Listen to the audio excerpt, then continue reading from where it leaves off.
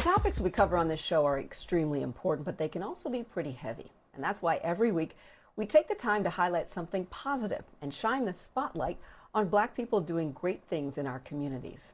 One of those people is Chris Suggs. At 21 years old, he is believed to be the youngest person ever elected to public office in his home state of North Carolina.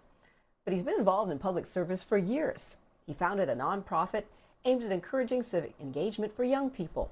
And he's worked with state leaders to tackle issues like over-policing and mass incarceration. We're honored to have Kinston, North Carolina Councilman Chris Suggs with us tonight. Welcome, Councilman. Thank you, Laverne. It is so awesome to have you here. Chris, you were just sworn into office a few weeks ago. You must be so excited. Tell us what it's like to take this position in your hometown, and especially at such a young age.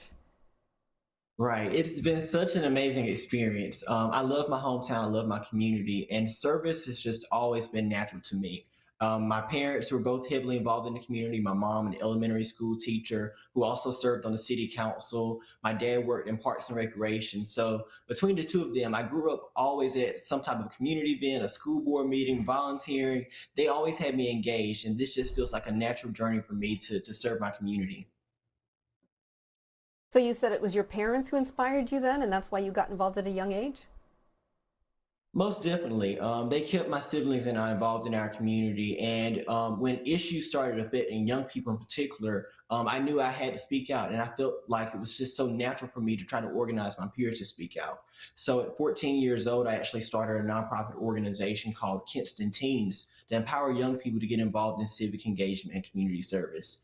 That organization has gone strong now for almost 8 years, getting young people involved from the middle school age up to college age, and volunteering, leading service projects, registering voters, and just turning out and organizing young folks in marginalized communities. So this new step of me being on the city council just feels like a natural next step. And I'm excited about the historic significance of it too, me being the youngest elected official in our state.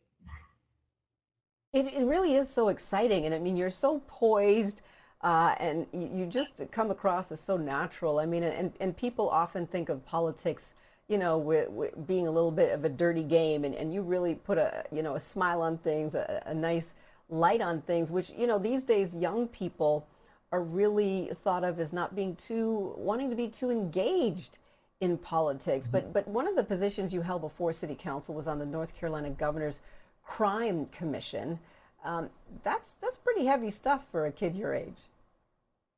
Right. So I got appointed to that commission at 16 years old, have since been reappointed by North Carolina Governor Roy Cooper.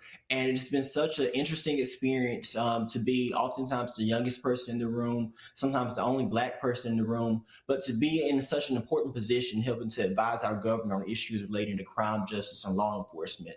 So it can be very heavy topics at times. But one thing I'm really proud of in that role, that during my time on the Crime Commission, North Carolina was actually the last state to stop prosecuting 16 and 17-year-olds as adults. But because of the advocacy of myself and other folks on the Crime Commission, activists and organizers all across the state, we're now prosecuting 16 and 17-year-olds where they're now referred to the juvenile justice system rather than being tried as adults, because we know those can be very harmful effects being in just such a punitive criminal justice system that we have here in this country.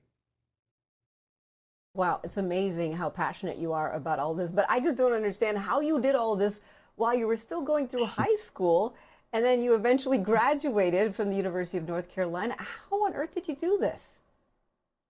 Right. Public service just seemed so natural. And I made sure to pursue opportunities, pursue college subjects and classes and things that really align with what my interests were. My interests were serving my community. So I'm very fortunate that I stayed on top of my grades and stuff in high school. I actually graduated high school early, a year early, and then went to college at UNC Chapel Hill. And my passions at UNC just really aligned with the stuff I was doing back home too. So I ended up leading our Black student movement on campus, becoming president of that organization my junior year, and then senior year, serving as senior class president during what was definitely one of the most uncertain and challenging times for our student body during the COVID-19 pandemic. So it's just been such an amazing experience of service at the college level, but now on the city council level in my hometown.